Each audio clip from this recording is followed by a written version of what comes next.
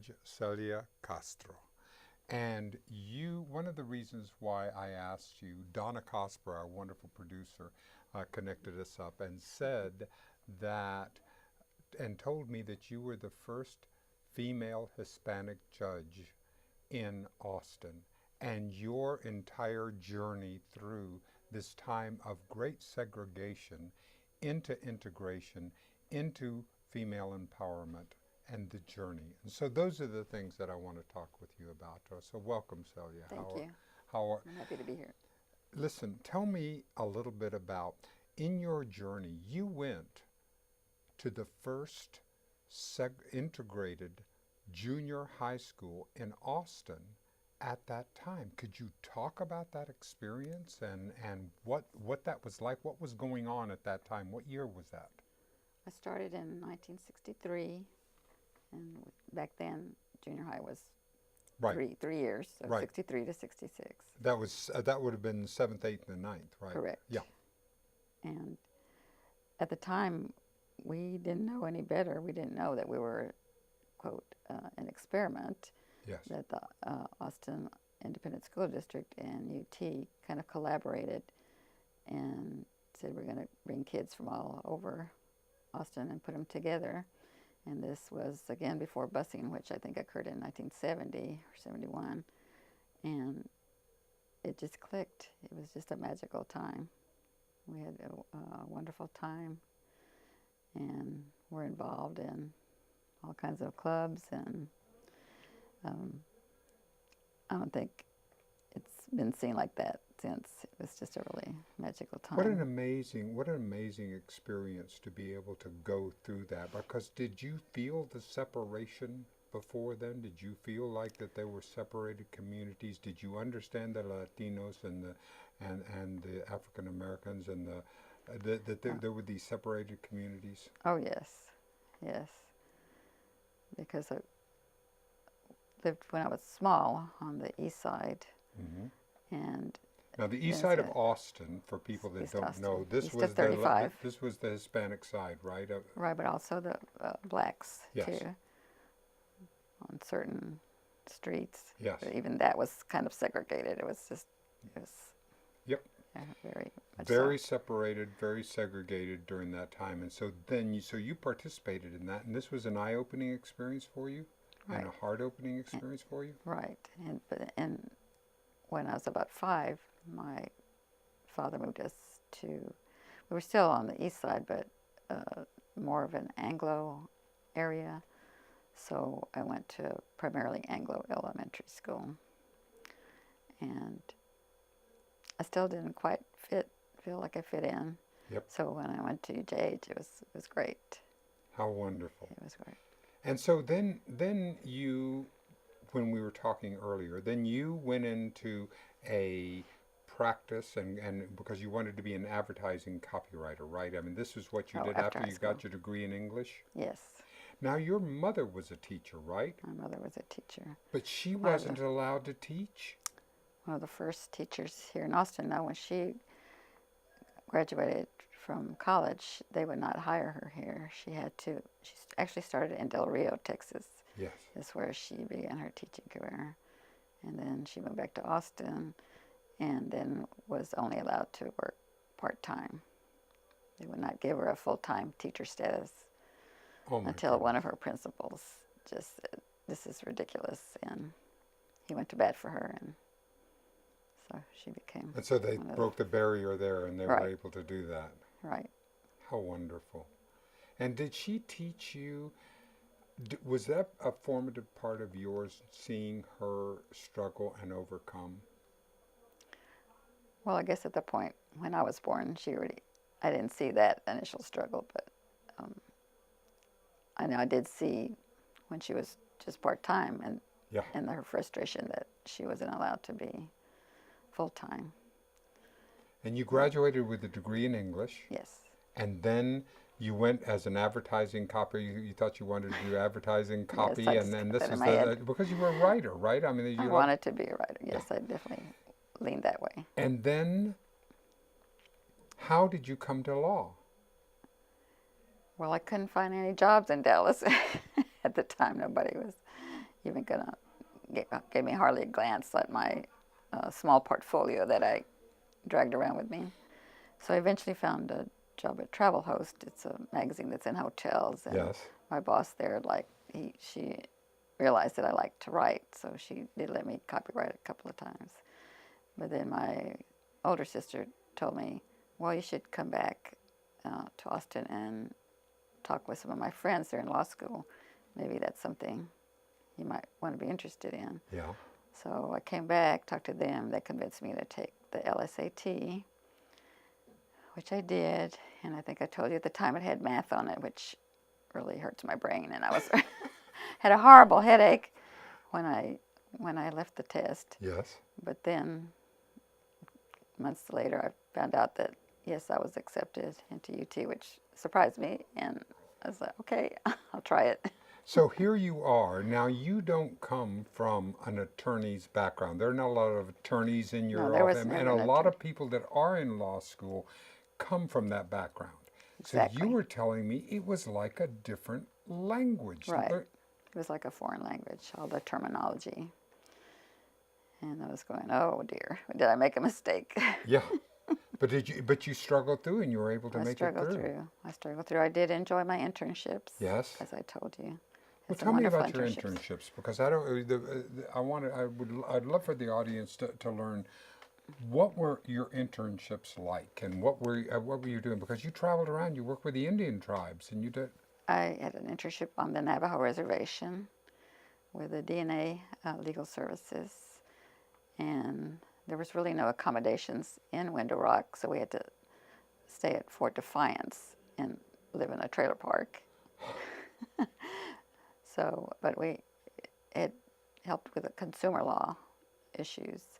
And then on the weekends, we traveled around, all the interns that were stationed in different areas around the two states, Arizona and New Mexico, and would hike around areas, which I never hiked before in my life. That was an eye-opening experience. Were you surprised at the indigenous tribes and what their lifestyle was like, and learning what their points of view was? And did this inform you? Well, yes, but I felt a strange kinship, and it's funny you should ask that because I sent off for my Ancestry.com Yes. results. Came back 46% Native American. So I said, Yes. I know, I felt some kinship there. I find that interesting because, when I tell people that I'm Mexican, and they say, you don't look Mexican, and I say, you don't understand. Mexican is not a nationality. Exactly. There are the whitest of white to the blackest of black Mexicans.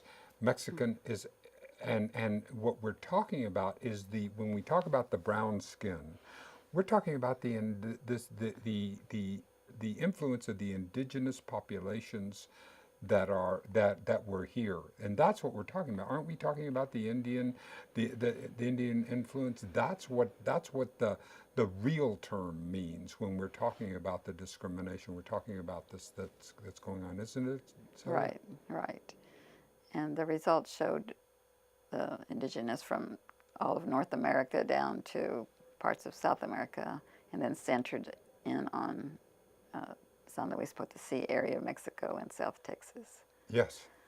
So it was interesting. How, And then 12% French, which I had to think about that for a minute. well, the French were here. That's the right. French were here. My family's Yes. French. They were French from Mexico, so you can see that. Okay, cousins. So here we. So now you hung out your shingle. Yes, I just had But to do that. then you had an opportunity to be a judge and to become the first female municipal judge in Austin, a Latina judge in Austin. Tell me about that experience. Well, I was pretty involved in politics at the time, and one of my friends was an associate judge there at Austin Municipal Court. Yes. And he told me they were having some openings for relief judges, people that would step in and substitute for the other judges if they weren't able to serve that day. Mm-hmm. And I said, oh, okay, I'll put my hat in the ring, and just lobbied for the position. And so I became a part-time judge at first, a relief judge. And And so it what took me, was it like sitting on the bench your first time where you come, when you walk up there and you're in the run, here you're how do you prepare for that? I'm not sure you do, it's a lot of OJT on the job training. And so you kind of second guess yourself at first, but as you get your sea legs, as it were, I think you begin to filter out and get down to the nitty gritty. So And what makes a good judge? What were the qualities that you began to develop and manifest and learn as you're growing there, Celia? I think the most important thing is to listen to people, to their stories and whatever their situation was, to at least listen to them, let them listen to their voice, because a lot of other judges, not everybody, but because we had a lot of cases, so Of course. it was like, you just had to keep going, but just to take out a few minutes and listen to where they're coming and see if you could come to a situation where you could assist them in some way, as much as you could under the law. How wonderful that you're willing to take that time. And did you watch your skills develop over the years? Did you feel like that you became a better judge and you were more able to, and I love the way you phrased that, about that you were able to be of assistance to them, because you're meeting people at when some of their worst days. Right. Yes, I think as the years went on, I could, fine tune Yeah. the situations. Your political views, did you want to run for office? Were any of these, or do you more prefer being in the background? Can you talk a little bit about that? Because now you're getting back into, you want to get back into some of the boards and some of the work that you're doing, right? Is that at this time in your life? About getting back to the boards, Yeah. or running for office. Either, Well, both. I Talk did. I about did them. run. I did run for Yes? county court at law back in '88. I'm trying to remember the year. Yes. What was that And it was experience not like? successful, but it was very. I had a lot of fun actually, and I had a lot of stamina back then. A lot more stamina than I do now, but it was Don't great. we all, right? It was great. It was great, and I really appreciated the support that I had, and a lot of people that my mom was still alive at the time, and so a lot of the Becker, she taught at Becker neighborhood, they would put up posters and signs, yard signs, and it was great. So, what did you learn about yourself during that experience and of running for political office and asking for help and doing that? That if you had to go, you just had to go for it. You just had to take a chance Yeah. and go for it. And so, what are you doing now? What is your what is your perspective now? What's in your windshield? Well, I'm still I'm a visiting judge now for the county, so And what does I do that that. mean? I also substitute for the presiding justice of the peace in the different precincts around Austin. Hmm. And precinct 1 is basically my home base, so I go there often. But I've gone to precinct 3, precinct 4, and so you substitute, Yes. preside over the dockets, whatever it may be. And justice of the peace are more civil cases, as opposed to where I was at municipal court, which was more criminal Right. cases. In the criminal cases, you had to do the entire spectrum, right? I mean, I get as much as I know from law and things like Law and Order and saying, but you have to do the entire case where somebody comes in and asks for a warrant.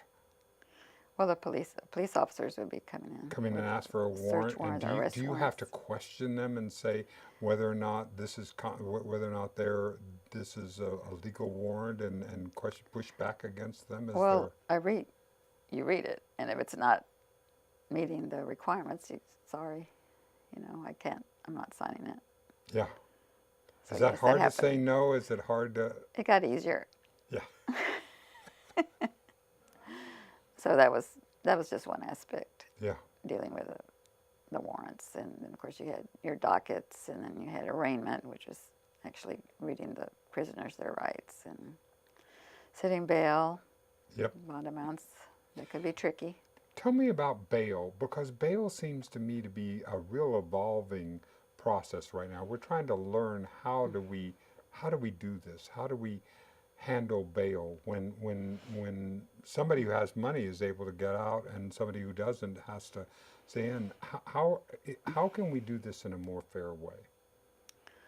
Well, I just relying back on what occurred when I was there.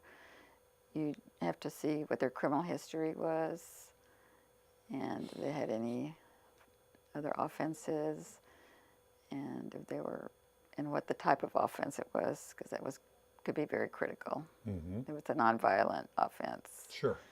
and they haven't had any offenses, that's pretty easy. But if it's family violence, that's another issue. That's a very It tough can be one, very, isn't it? very tricky, and Yeah. fraught with danger there.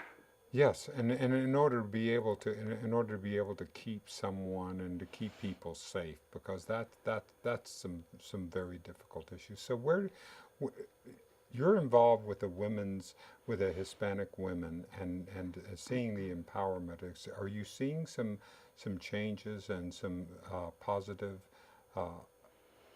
young role models that you see that are growing out Oh yes, that you're connecting? it's so much more than when I was starting in the legal field, and well, other fields too. It's just amazing how many Chicanas, Latinas Yes. are rising up in the ranks. Isn't that And exciting to see? right, and I think a lot of it, and I was expressing earlier, a lot of support came from being in certain organizations. I know that I was involved in the Mexican American Business and Professional Women of Austin, called MAPWA, from I think college, and I was considered the baby at the time, one of the younger ones. But the founder, Martha Cotera, is a dear, dear friend and mentor. She's wonderful. She's so active in the community. If you know anything about the Austin community, Martha Cotera is there at the forefront. Yes. And so through the years, that kind of gradually, I was a president of that group at one point, and then gradually later morphed kind of into Hispanic Women's of Austin and Hispanic Women's of Texas, and then an organization that I'm associated with too is Las Comadres para las Americas, and that was founded by Dr. Nora Comstock, Yes. who is now currently trustee for Austin Community College, which shout out you should have on your show, Yes. because She sounds wonderful. it's a great organization, kind of loosely internet based, and it's actually international, and I so love that. it's got different aspects of it. So I can't really talk that be a whole But hour. Las Comadres, I was thinking about that, about how that the way to raise the Latino voice is through abuelita power. That much of the power within the families that I know goes through the grandmother. Mm-hmm. That the grandmother is the focus to get people and to get people rolling, to get people involved and get people. Do you see that as a? Well, some of the people started, they're now grandmothers. Yes. So, yes, so they're the abuelas. So anyway, back to Las Comadres. It's just so many different facets of it, but Yes. we meet once a month. We can meet once a month in North Austin, South Austin, Central Austin. It's just a sharing of ideas, networking. It's just kind of endless. God, that sounds And like then a wonderful organization. I think I want to know. Right, and they post things internet about job opportunities, community organizing, just a plethora of ideas.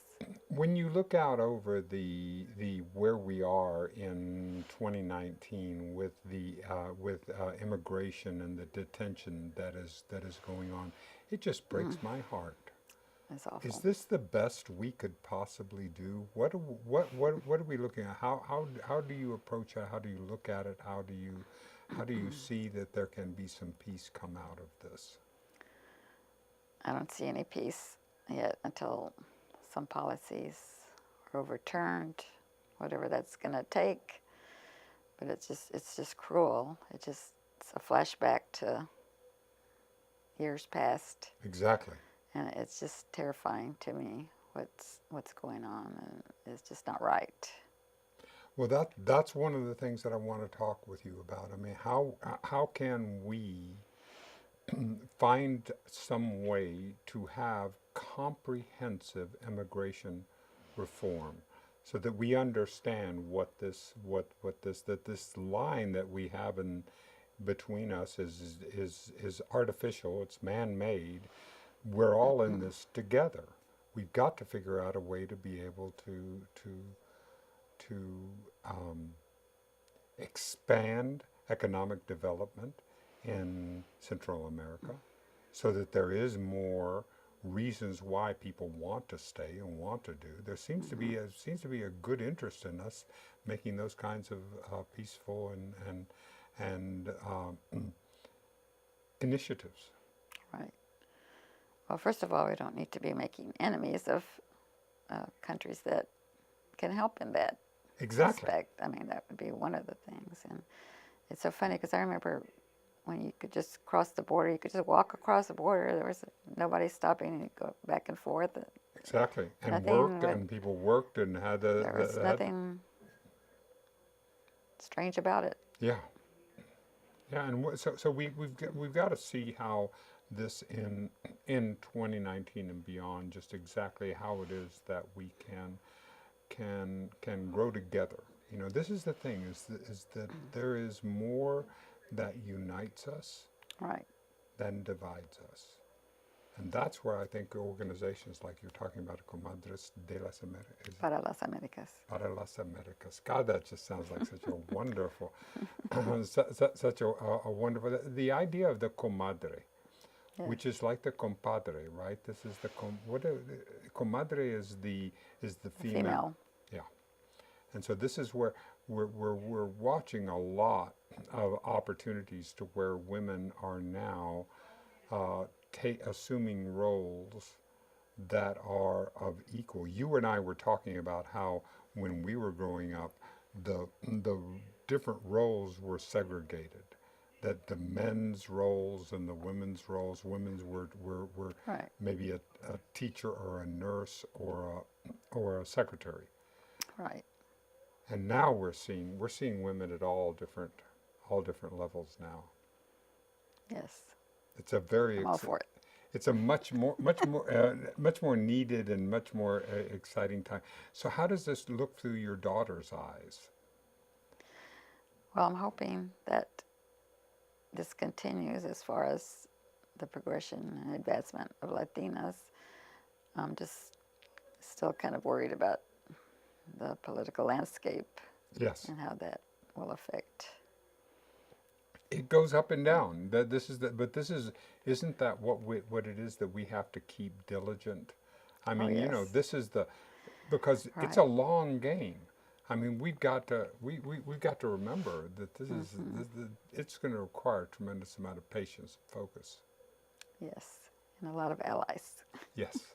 So how do you build allies, Celia? How do you attend meetings and caucuses and listen and talk about the process of building coalitions that you've been Well, I haven't been involved too much lately. Like I said, I'm just kind of have a full-time job and a visiting judge. But Yes. in the past, yes, it's to partner with other groups that have also felt discriminated against, Right. and just combine efforts. And that's what you're doing now. Is that your? No, I'd like to get back to that. That's what you're going to be going back to. And at this time, you are growing and learning. That's the exciting part about what I love about this concept of lifelong learning. is Oh, that we're yes. here. I mean, there's so much that we're getting a chance to learn and to grow. What kind of things are you curious about? I love to explore new ideas and read. I'm a big reader. Yes? What's on your Okay. night table? What are you exploring? Well, some memoirs and then writing again, Yes? and just think of our book club book that we just finished was The Daughter of a Queen by Sarah Bird. Yes, I have talked with her, and I have Oh, talked with her. What that book took my breath away. It was such a hard read to read the story of this buffalo soldier, this Kathy that actually was a yes. a fictionalized version Right. of her. But what a story! So I like to read Yes. and just And hear what are about you this. writing? Well, I just started venturing back into trying to write more. I attended a writing workshop with Spike Gillespie, who I Yes, think is going to be one of your guests soon. yes, And so I was telling her, well, law school or the area of law kind of stunts your creativity. yes. So I'm trying to regain that, reclaim that. Exactly. So So I'm what are going you to try to writing work it. about? Just probably life vignettes, my life, just for myself right now. Exactly. Well, we always have to write for ourselves. A painter paints Right, for herself. right, A sculptor sculpts for herself, and then the rest of the world gets a chance to enjoy it later. right. But we always have to write for ourselves, right? I mean, to stay true to that. Yes. How great! And you're going on. Have you had the grandmother experience? No, I'm not a grandmother. You're not a grandmother, so you don't, other than you have others that I was an older mommy, but yes. And what kinds of travels are you headed for? And so and tell me in the but end. mentorship. Pardon? I guess as far as grandmother, I've mentored people in the past, whether it's in Toastmasters or when I was in Mapua. Exactly. We had a program called SIS, Project SIS, Stay in School, where our members mentored up with junior high Latanitas and How wonderful. And to kind be able to of taking stay, them. to be able to learn and to get them. And did I'm so glad to know that you're a fellow Toastmaster, because Yes. Toastmasters has been such an important part of my life and growth. Did you go, have you been in Toastmasters for long? See, I joined in 2006, I believe, or 2008. But I'm getting close to